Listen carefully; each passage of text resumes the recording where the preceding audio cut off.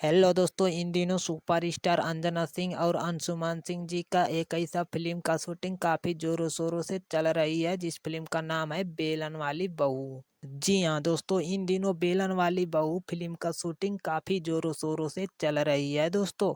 और दोस्तों, आप सबको बता दें कि इस फिल्म को रामा प्रसाद प्रोडक्शन के बैनर तले बनाई जा रही है दोस्तों।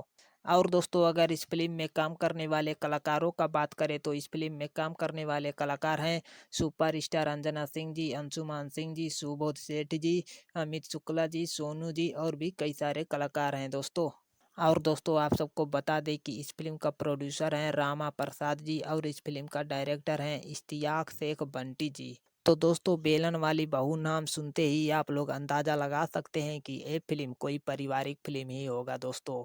और दोस्तों, आप सबको बता दें कि रामा प्रसाद प्रोडक्शन से जितने भी फिल्में आती हैं सारी के सारी फिल्में बहुत अच्छी होती हैं दोस्तों। तो चलिए दोस्तों, इस वीडियो को यहीं पर ख़त्म करते हैं दोस्तों। अगर ये वीडियो हमारा आप सबको अच्छा लगा हो तो लाइक, कमेंट और सब्सक्राइब जरूर करिएगा दोस्तों। चलिए, धन्यवाद दोस्तों।